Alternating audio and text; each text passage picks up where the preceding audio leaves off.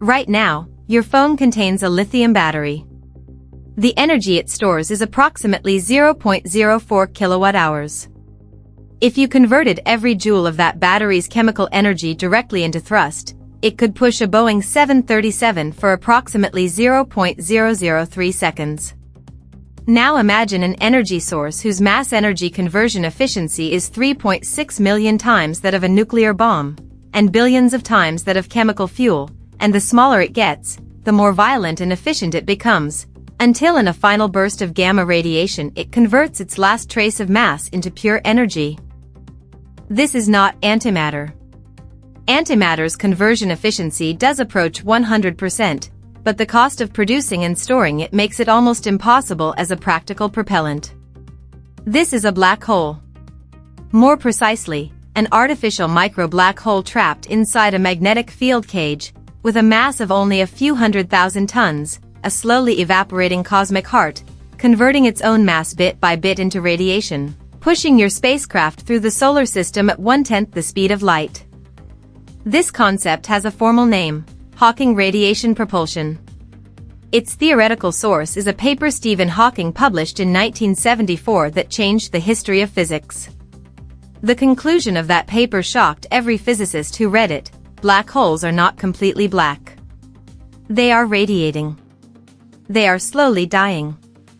A cosmic prison once thought to be one way, nothing in, nothing out, was proved to be returning itself to the universe, particle by particle, through the rules of quantum mechanics.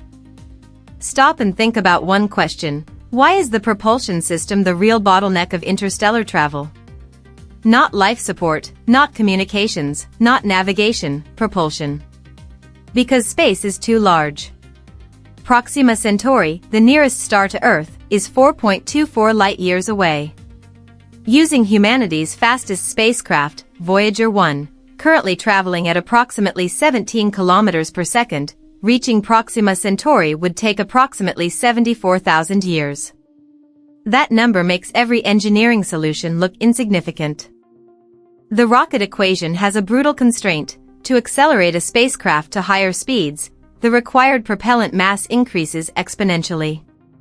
To reach 0.1 times the speed of light using chemical fuel, the propellant mass you would need to carry is 10 to the power of 100 times the mass of the spacecraft itself, a number larger than the total count of all atoms in the observable universe.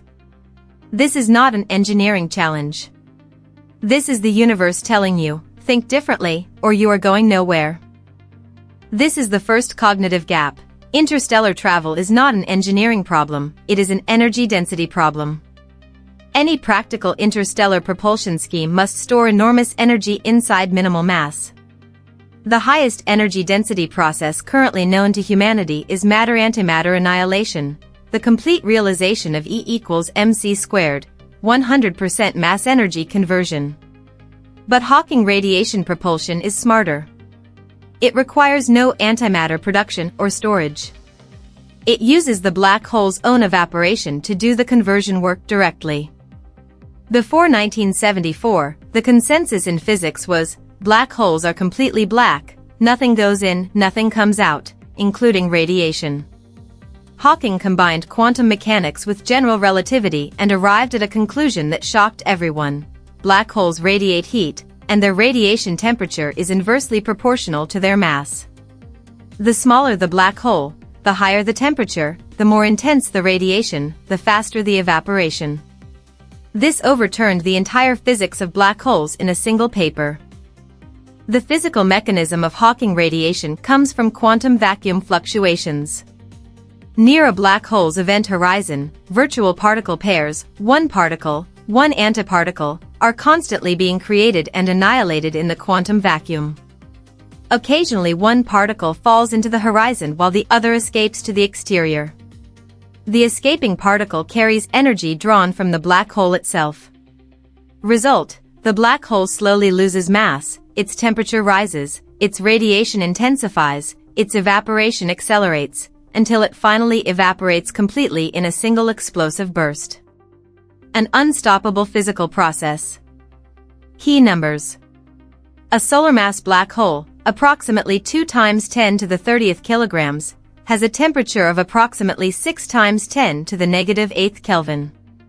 Colder than the cosmic microwave background. It is actually absorbing background radiation and will never evaporate. A black hole with a mass of 1 billion tons has a temperature of approximately 1.2 times 10 to the 11th Kelvin, 10 million times hotter than the solar core, with a radiation power output of approximately 355 kilowatts. Smaller mass. Higher temperature. More power. Shorter life. These are the physical boundaries of the design space. A black hole with a mass of 10 to the 6th kilograms, roughly the mass of a large aircraft carrier, has a temperature of approximately 1.2 times 10 to the 17th Kelvin and a radiation output of approximately 3.6 times 10 to the 22nd watts, 100 times the total radiation output of the Sun. A 1-ton black hole has a radiation output of approximately 3.6 times 10 to the 31st watts and a lifespan of approximately 2.6 times 10 to the negative 16th seconds. It evaporates in less time than a blink of an eye, releasing energy equivalent to 1,000 hydrogen bombs. These are the boundary conditions of the design. In 2009, physicists Lewis Crane and Sean Westmoreland published a serious engineering paper calculating the specific parameters of a black hole starship. The goal, a spacecraft capable of reaching Proxima Centauri in approximately 20 years, at a speed of about 0.2 times the speed of light. Required black hole mass, approximately 6 times 10 to the 8th kilograms, 600,000 tons. Hawking radiation temperature of this black hole, approximately 2 times 10 to the 12th Kelvin. Radiation power output, approximately 1.9 times 10 to the 16th watts, roughly 1 billion times humanity's current total energy consumption. The propulsion mechanism, the black hole radiates gamma rays and other high-energy particles, and this radiation carries momentum. Place a perfect gamma ray reflector on one side of the black hole so that all radiation exits from the opposite side, and you have directed thrust, exactly like a rocket expelling exhaust. Photon momentum equals energy divided by the speed of light. At 1.9 times 10 to the 16th watts of radiation power, the resulting thrust is approximately 63 million newtons, roughly twice the maximum thrust of the Saturn V, the most powerful rocket ever built by humanity. Specific impulse is the key parameter measuring propulsion efficiency. Chemical rockets, approximately 450 seconds. Nuclear thermal rockets, approximately 1,000 seconds. Ion drives, approximately 3,000 to 10,000 seconds.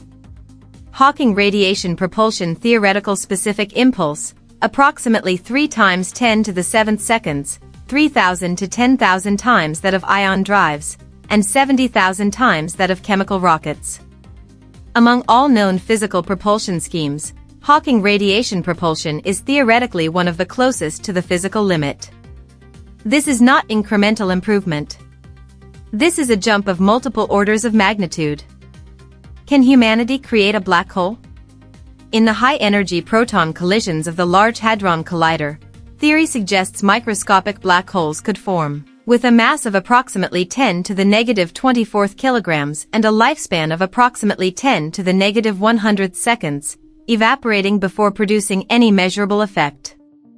A propulsion-grade black hole requires a mass above 10 to the 8th kilograms. The energy required to create it is E equals mc squared, approximately 9 times 10 to the 24th joules, roughly equivalent to the Sun's total radiation output over 230 years. Currently, this is impossible. But here is a more interesting physics perspective. The early universe may have produced large quantities of primordial black holes. These formed within approximately 1 second after the Big Bang, in regions of density fluctuation, with masses spanning an enormous range.